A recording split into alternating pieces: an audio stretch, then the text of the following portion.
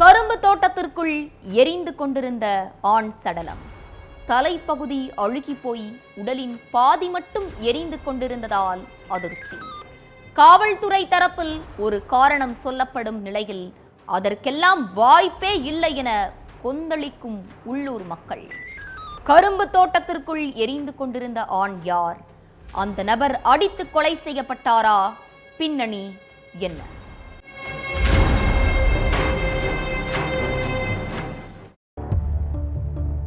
இடது பக்கம் திரும்பினாலும் விவசாய நிலம், வலது பக்கம் திரும்பினாலும் விவசாய நிலம். பச்சை பசேல்னு இருக்கிற ஒரு கரும்பு தோட்டத்துக்குள்ள இருந்து துர்நாற்றத்தோட எரிஞ்சி புகை வர்ற மாதிரி இருந்திருக்குது.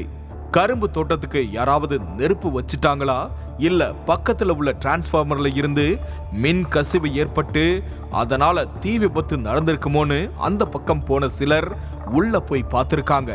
அப்போ அதிகாலையில இப்படி ஒரு கொடூர காட்சியை பார்க்க வேண்டியது இருக்கும்னு அவங்களே நினைச்சிருக்க மாட்டாங்க. ஆண் சடலம் ஒண்ணு பாதி எரிஞ்சிட்டு இருந்திருக்குது. சடலத்தின் தலைப்பகுதி அழுகி போய் புழுக்கள் வெளியே வந்து பார்க்கவே ரண கொடூரமா இருந்திருக்குது. ஆனா இடுப்புக்கு கீழே மட்டும் நெருப்பு எரிஞ்சிட்டு இருந்திருக்குது. அதை பார்த்து பதறி அடிச்சு ஊருக்குள்ள ஓடி வந்த அந்த நபர்கள் கரும்பு காட்டுக்குள்ள சடலம் கிடக்கிறத பத்தி ஊர் மக்கள் கிட்ட சொல்லியிருக்காங்க. அடுத்து ஊருக்குள்ள இருந்த மக்களும் ஓடி வந்து அந்த சடலத்தை பார்த்ததோட எரிஞ்சு கிடக்கிறது நம்ம முருகன் மாதிரி தெரியுதுன்னு அவங்களுக்குள்ளேயே பேசிட்டு இருந்திருக்காங்க. இதுக்கு இடையில தகவல் தெரிஞ்சு அங்க வந்த நடுவீரப்பட்டி போலீசார் சடலத்தை மீட்டு போஸ்ட்மார்ட்டத்துக்கு அனுப்பி வச்சுட்டு ஊர் மக்கள் கிட்டையும் முருகனோட சொந்தக்காரங்க கிட்டையும் விசாரிச்சிருக்காங்க.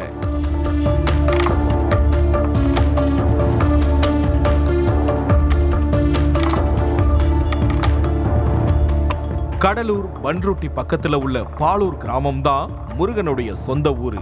52 வயசான இவருக்கு திருமணம் ஆகல. ஆன்மீகத்துல ரொம்ப ஈடுபாடு கொண்ட முருகன் உள்ளூர் கோவில்கள்ல இறைப்பணி செஞ்சதோட அக்கம் பக்கத்து கிராமங்கள்ல உள்ள கோவில்களுக்கும் போய் இறைப்பணி பண்ணிட்டு இருந்திருக்காரு. அதனால அடிக்கடி வீட்டிலேயே இருக்க மாட்டாரு. முருகனுடைய சொந்தக்காரங்களும் அவரை தேடுறதும் இல்ல. அப்படிதான் 3 நாளா முருகன் வீட்டுக்கே வரல. அதனால வெளியூருக்கு போயிருப்பாங்களோன்னு நினைச்சு சொந்தக்காரங்களும் வழக்கம் போல அவரை தேடவே இல்லை. இதுக்கு இடையில தான் கரும்பு காட்டுக்குள்ள தலைப்பகுதி அழுகி போய் பாதி உடல் எரிஞ்ச நிலையில உயிரிழந்து கிடந்திருக்காரு.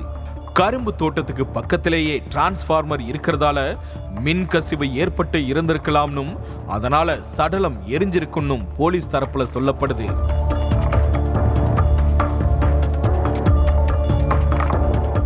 ஆனா டிரான்ஸ்ஃபார்மருக்கு பக்கத்துல சடலம் இல்லாததாலையும் சடலத்தோட தலைப்பகுதி அழுகி போய் இருக்கிறதால முருகனை யாரோ கொலை செஞ்சிருக்கிறதா உள்ளூர் மக்கள் ஸ்ட்ராங்கா சொல்றாங்க. அது மட்டும் இல்லாம முருகனுக்கு 2 ஏக்கர் நிலம் இருக்கிறதாவும் அந்த நிலத்தை அபகரிக்கிற நோக்கத்துல கூட இந்த கொலை நடந்திருக்கலாம்னு சொல்லும் உள்ளூர் மக்கள் கொலையாளிகளை கண்டுபிடிக்கணும்னு கோரிக்கை வச்சிருக்காங்க. இது ஒரு பக்கம் இருந்தாலும் சம்பவ இடத்துக்கு வந்த பன்ருட்டி டிஎஸ்பி ராஜா காவல் வாகனத்தை விட்டு இறங்காம இருந்ததை பார்த்த மக்கள் வாகனத்தை விட்டு இறங்காம எப்படி ஆய்வு செய்வாரு, என்ன விசாரணை பண்ணுவாருன்னு கேள்வி எழுப்பியிருக்காங்க.